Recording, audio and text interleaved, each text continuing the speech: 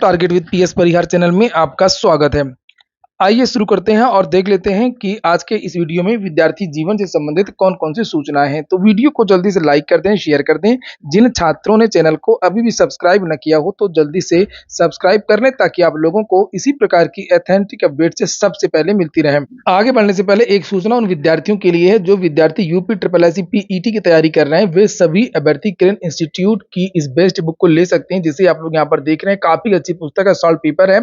या इसमें 8500 से ज्यादा वस्तुनिष्ठ प्रश्न दिए हुए हैं। समान अंग्रेजी और करंट अफेयर ये आपको अलग से मिल जाएगा इसमें डिस्क्रिप्ट और वन लाइनर के रूप में। ये देख सकते हैं, काफी अच्छी पुस्तक है और इसमें सारी की सारी जो भर्तियां हैं वो कवर की गई हैं। और ये आप क्या यहाँ देख सकते हैं, आप लोग परिचालक, लघु सिंचाई, स्टेनोग्राफर भर्ती, सभी भर्तियां यूपी ट्रिपल एससी जो अब तक हुई उसका सॉल्व पेपर है। और यहाँ पर आप लोग 1 साल का करंट अफेयर देख सकते हैं। ये देखिए, ये पूरा का पूरा जो करंट अफेयर है अद्यतन अभी तक का इसमें दिया हुआ है। यूपी ट्रिपल एससी पीईटी की और भी बहुत सारी पुस्तकें आती हैं किरण पब्लिकेशन की, जैसे आप लोग यहाँ पर प्रैक्टिस वर्क बुक देख रहे हैं हिंदी मीडियम और इंग्लिश मीडियम में। इसी तरीके से सॉल्व पेपर, ये सभी कापी किताबों की दुकानों में ये पुस्तकें आपको मिल जाएंगी। वैसे ऑनलाइन लिंक मैंने डिस्क्रिप्शन बॉक्स और कमेंट बॉक्स दोनों जगह उपलब्ध करा दी। आप लोग चाहे तो आज ही ऑनलाइन भी मंगवा सकते हैं। वैसे तो आज जो राज्य के समाचार पत्र है वो नहीं है, अवकाश की वजह से कल के, लेकिन राष्ट्रीय समाचार पत्र हैं कुछ। वहां पर जो सबसे प्रमुख सूचना है वो कल के प्रधानमंत्री के भाषण की है, जिसमें उन्होंने बहुत सारी घोषणाएं की हैं, बहुत सारे वादे किए हैं और बहुत ज्यादा रोजगार को लेकर के कुछ नहीं कहा है और खास तौर से अपनी उपलब्धियां बताई। युवाओं के लिए केवल इतना कहा है कि भारत के बढ़ते वैश्विक कद का उल्लेख किया और युवाओं को संदेश दिया कि देश उन्हें अवसर उपलब्ध करा रहा है। सुलभ इंटरनेशनल के संस्थापक बिंदेश्वर पाठक का निधन हो गया। इसके बारे में सूचना किसी भी प्रतियोगी परीक्षा में ये पूछा जा सकता है। सुलभ इंटरनेशनल के संस्थापक और सामाजिक कार्यकर्ता बिंदेश्वर पाठक का मंगलवार को दिल का दौरा पड़ने से एम्स में निधन हो गया। उनके एक करीबी सहयोगी ने यह जानकारी दी। राष्ट्रपति द्रौपदी मुर्मू और प्रधानमंत्री नरेंद्र मोदी ने श्रद्धांजलि अर्पित की और बिंदेश्वर पाठक के निधन को राष्ट्र के लिए क्षति बताया। सुलभ इंटरनेशनल शिक्षा के माध्यम से मानव अधिकारों, पर्यावरण, स्वच्छता और अपशिष्ट प्रबंधन पर काम करता है। 1970 में इन्होंने इसकी स्थापना की थी और इनको इस कार्य के लिए पद्मश्री और अन्य बहुत सारे पुरस्कार भी मिल चुके हैं।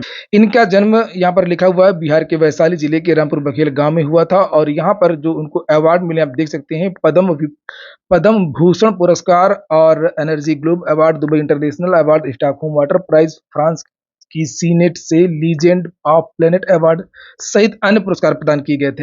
उत्तर प्रदेश के 28 जनपद नहीं दे रहे हैं 235 संदिग्ध शिक्षकों का रिकॉर्ड। बीएड की फर्जी मार्कशीट लगा करके नौकरी पाने का आरोप है। एसटीएफ ने लिखा पत्र, जो जानकारी दी वह भी स्पष्ट नहीं है। अगली सूचना, बीएड को पूरे देश से बाहर कराने को लेकर के एनसीटीई से मांग।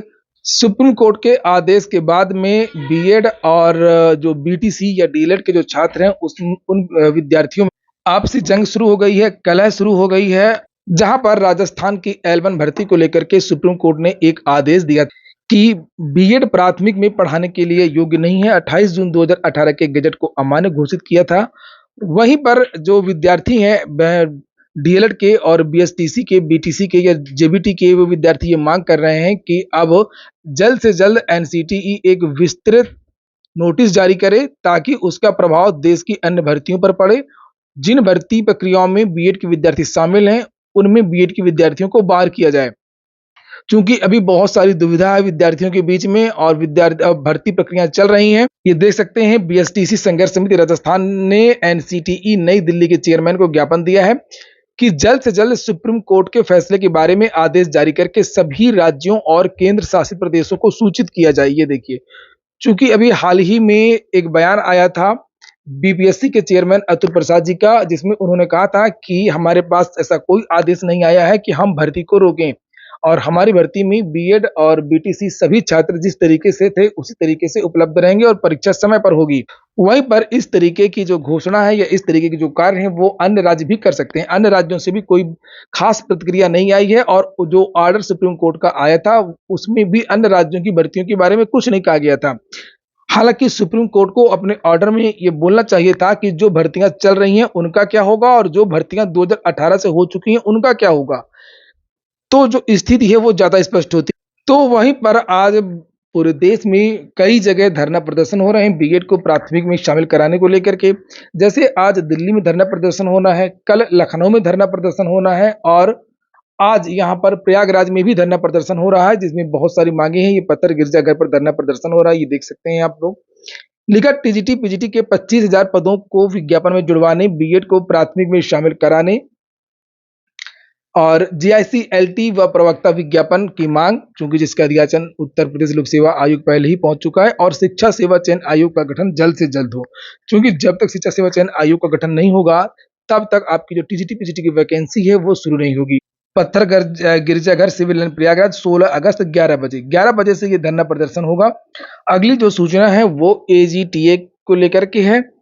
18 तारीख को उत्तर प्रदेश लोक सेवा आयोग में ये विद्यार्थी धरना प्रदर्शन करेंगे। इन विद्यार्थियों की मांग है कि उत्तर प्रदेश लोक सेवा आयोग जल्द से जल्द संशोधित डाटा 906 विद्यार्थियों का यूपी ट्रिपल एससी भेजे। 2 बार भेज चुका है, लेकिन यूपी ट्रिपल एससी का कहना है कि जिस फॉर्मेट में कहा गया था, जिस तरीके से डाटा भेजना चाहिए था, उस तरीके से डाटा नहीं भेजा गया है। और विद्यार्थियों को ये कहना है कि उत्तर प्रदेश लोक सेवा आयोग कोऑपरेट नहीं कर रहा है।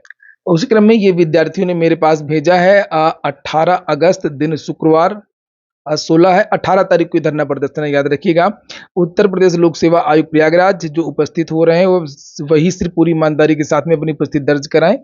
और 18 तारीख को ये विद्यार्थी लोक सेवा आयोग में प्रदर्शन करेंगे और मांग करेंगे कि जल्द से जल्द संशोधित डाटा 906 विद्यार्थियों का वो भेजा जाए। वहीं पर यूपी ट्रिपल एससी की कुछ और भी बातें हैं, जैसे खास तौर से लेखपाल डीवी के लिए विद्यार्थी बहुत सारे मैसेज कर रहे हैं कि सर ये बार बार अपील कर दीजिए आप कि जिन विद्यार्थियों का चयन कहीं और हो गया है वो विद्यार्थी लेखपाल डीवी के लिए न जाएं, ताकि जो कट ऑफ है वो कम रहे, नहीं तो कट ऑफ बढ़ जाएगी और वो जो पद है वो रिक्त हो जाएगा, वो पद बर्बाद हो जाएगा।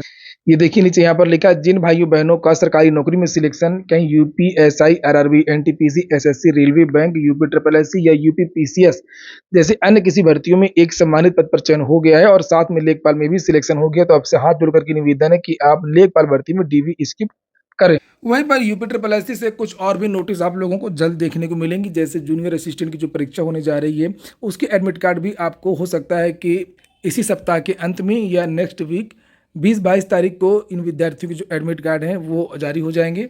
और 25 तारीख के पहले पहले जो मुख्य सेविका की जो छात्राएं हैं उनकी भी शॉर्ट लिस्टिंग की नोटिस जारी हो सकती है। इन छात्राओं की परीक्षा के बारे में मैंने पहले ही जानकारी दी थी कि अक्टूबर के महीने में जो मुख्य सेविका की जो परीक्षा है वो अक्टूबर के महीने में हो सकती है।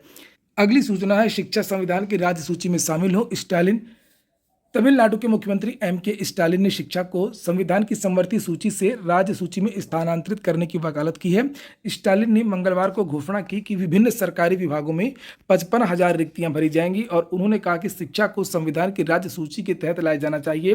केवल शिक्षा को संविधान की राज्य सूची में स्थानांतरित करके नीट जैसी योग्यता परीक्षा पद्धति को पूरी तरीके से समाप्त किया जा सकता है, क्योंकि अभी हाल ही में बहुत सारे मामले आए थे जिसमें नीट के विद्यार्थी जो असफल हो गए थे उन्होंने आत्महत्या, बहुत सारी इस तरीके की चीज़ें की थी और तभी मुख्यमंत्री ने कहा था कि हम इसके बारे में विचार करेंगे। तो ठीक है दोस्तों, ये हो गया आज का वीडियो आपको अच्छा लगा हो, आपके काम का हो तो लाइक अवश्य कर दें। जिन छात्रों ने चैनल को सब्सक्राइब ना किया हो सब्सक्राइब कर लें।